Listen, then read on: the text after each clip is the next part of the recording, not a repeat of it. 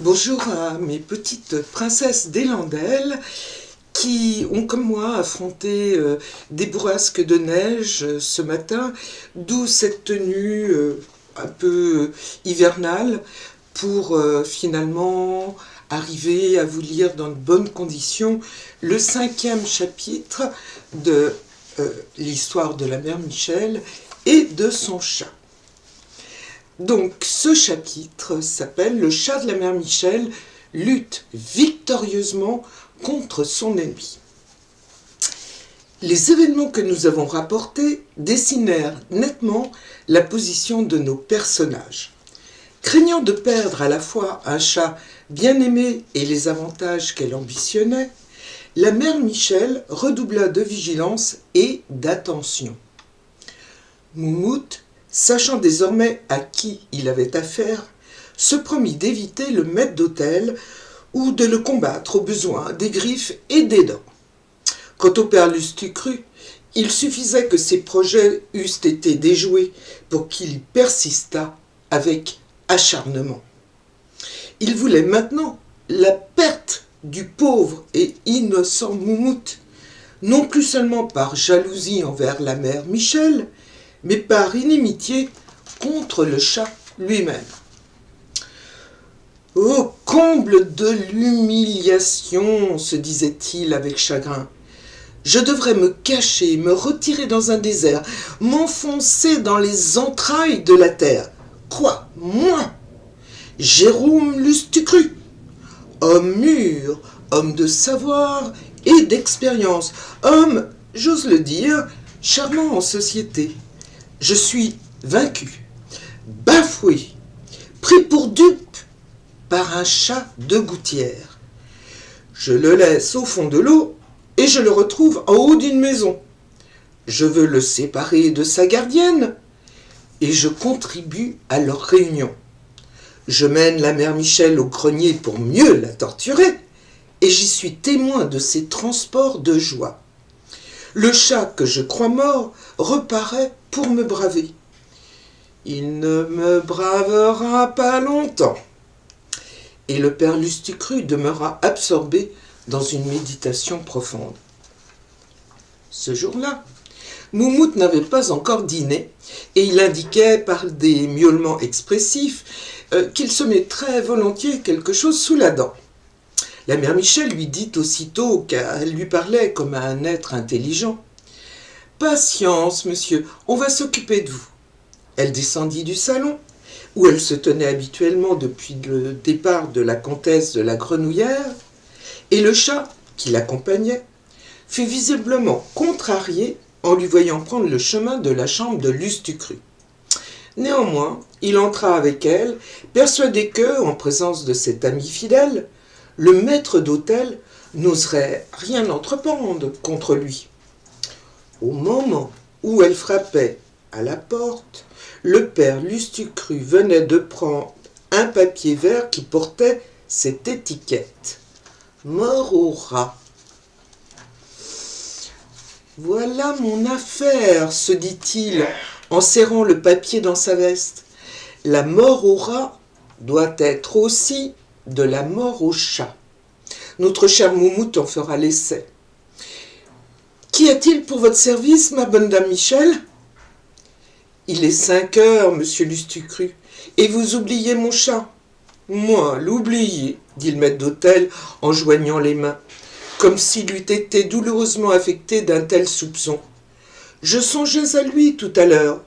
Je vais lui préparer une pâtée si délicieuse qu'il n'en voudra jamais d'autre. Merci, monsieur Lustucru, je rendrai compte à madame la comtesse de vos égards pour son favori. J'ai reçu aujourd'hui même une lettre d'elle. Elle me mande qu'elle reviendra prochainement, qu'elle espère trouver Moumout en bon état et qu'elle me réserve une forte gratification. Vous comprenez ma joie, monsieur Lustucru. Ma sœur est restée veuve avec 4 enfants, auxquels je fais passer chaque année l'argent de mes petites épargnes. Jusqu'à présent, ces secours ont été bien peu de choses, mais grâce aux dons de madame la comtesse, ces pauvres enfants pourront aller à l'école et apprendre un bon métier. En prononçant ces paroles, la mère Michel avait les yeux humides et rayonnants de la plus douce joie, celle que l'on goûte à faire ou à méditer de bonnes actions. Pourtant, le maître d'hôtel ne fut pas ému.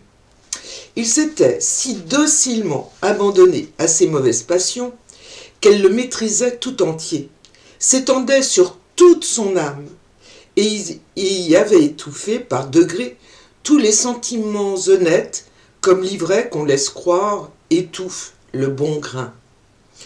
On aurait dit que Moumout comprenait cet homme.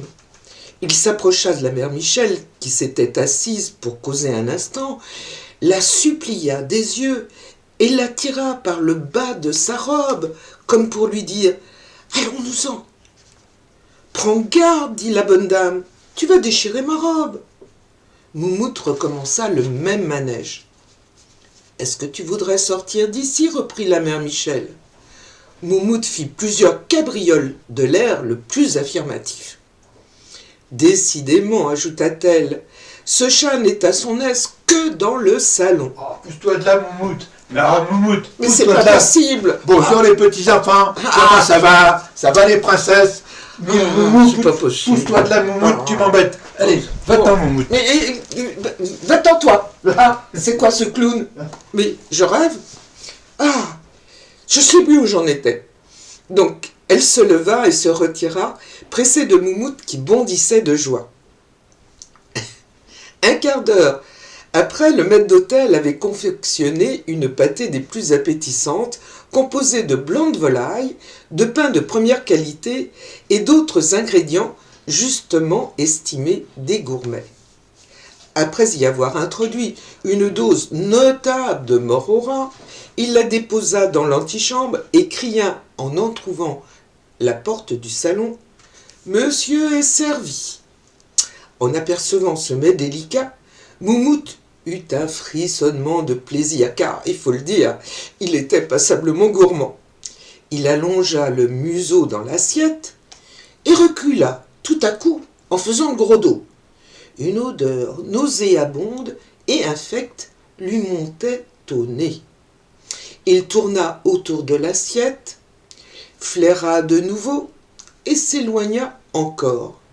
Cet animal plein de sagacité avait senti le poison. « Voilà qui est extraordinaire, dit la mère Michel. Et après avoir inutilement présenté l'assiette à son chat, elle alla trouver Lustucru pour lui faire part de cet incident. Le traître l'écouta avec une rage concentrée. « Quoi, dit-il, il a refusé de manger ? C'est que, probablement, il n'avait pas faim. Je le suppose, monsieur Lustucru, car votre pâté a une mine superbe. Je m'en contenterai moi-même. Et j'ai presque envie d'y goûter, pour donner l'exemple à Moumout. » À ces mots, le père Lustucru, malgré son endurcissement, ne put s'empêcher de frémir. Il eut à un moment horreur de son crime, et il s'empressa de dire à la bonne femme « N'en faites rien, de grâce. »« Pourquoi cela ? Est-ce que cette pâtée a quelque chose de malfaisant ?»« Non, sans doute, balbutia le père Lustucru, mais ce qui a été préparé pour un chat ne saurait servir de nourriture à un chrétien.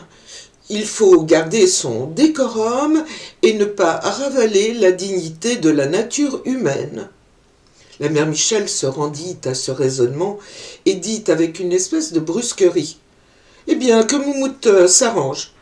Je ne veux pas me plier à toutes ses fantaisies, et je ne lui donnerai pas autre chose. » Le lendemain, la pâtée était encore intacte.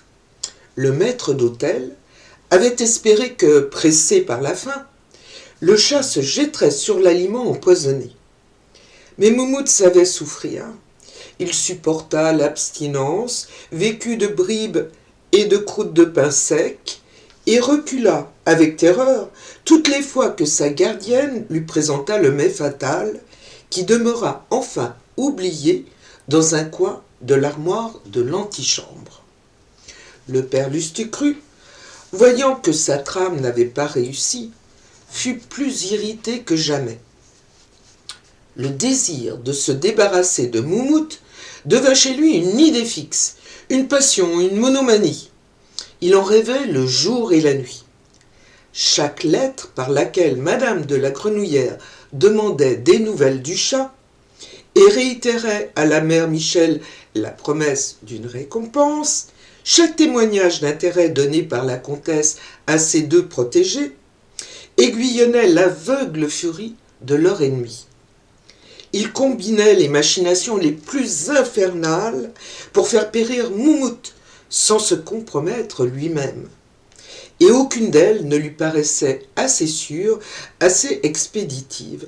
Enfin, il s'arrêta à celle-ci.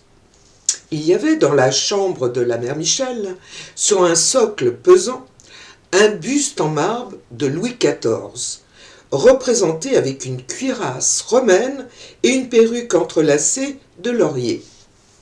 Derrière ce buste était un œil de bœuf qui donnait sur l'escalier, et juste au-dessous se trouvait le moelleux coussin qui servait de lit à Moumout, que la chute du buste aurait infailliblement assommé si le buste avait pu s'aviser de tomber tout seul.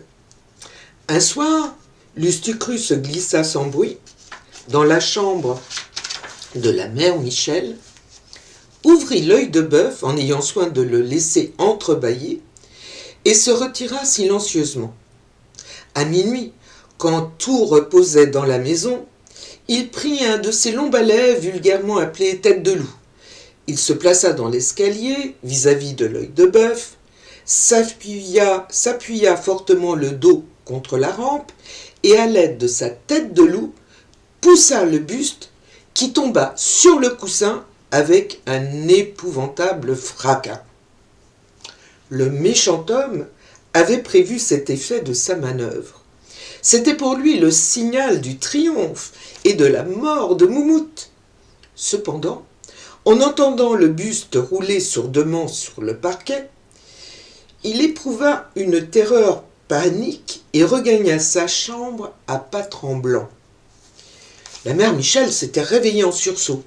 Elle était dans une obscurité complète et ne pouvait se procurer de la lumière car on n'avait pas encore inventé les allumettes chimiques allemandes. La surprise et l'effroi lui ôtèrent un instant l'usage de ses facultés. Puis elle cria « Au voleur !» de toute la puissance de ses poumons. Bientôt, toute la maison fut sur pied. Tous les domestiques accoururent pour savoir ce dont il s'agissait. Lustucru entra le dernier, la tête surmontée d'un bonnet de coton et pour le reste, dans le plus simple appareil. « Que s'est-il donc passé » demanda-t-il. « Je le vois maintenant » répliqua la dame de compagnie. « C'est le buste de Louis XIV qui est tombé. »« Oh bah » dit le père Lustucru en jouant l'étonnement. « Mais en ce cas, votre chat a dû le recevoir sur la tête. » Mais, comme il disait ces mots, Moumout sortit de dessous le lit et s'élança auprès de la mère Michel comme pour lui demander aide et protection. Lustucru demeura atterré. On sait combien les chats ont le sommeil léger. Moumout, qui avait l'habitude de ne dormir que d'un œil, s'était levé brusquement en entendant fureter derrière l'œil de bœuf. Comme presque tous les animaux, il était curieux et cherchait à se rendre compte de ce qui l'étonnait. Aussi s'était-il campé au milieu de la chambre pour mieux observer dans quelles intentions une tête de loup s'avançait à cette heure indue et par cette route inusitée. Effrayé par la chute du buste, il avait cherché un refuge au fond de l'alcôve. On donna à la mère Michel un verre d'eau sucrée à la fleur d'oranger pour lui remettre les sens. On ramassa le grand roi, qui s'était cassé le nez et le menton, et avait perdu dans la bagarre la moitié de sa belle perruque.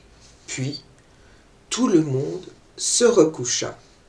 « Encore une fois sauvé » se dit le père Lustucru. Il m'échappera donc toujours, je ne pourrai donc pas l'envoyer à Patresse avant le retour de la comtesse. La mère Michel aura sa pension de 1500 livres, tandis que je resterai gros-jean comme devant. Ce pendard de chat se méfie de moi. Tout ce que j'entreprendrai seul échouera contre lui. Décidément, il me faut un complice. Voilà la fin du chapitre 5, sachant que le chapitre 6 nous apprendra comment le père Lustucru confia ses odieux projets à Nicolas Faribol. Voilà, c'est tout pour aujourd'hui. Ah, je commence à avoir un petit peu chaud là. Je vais peut-être enlever mon bonnet quand même. Il neige plus, je crois. Hein, ok ?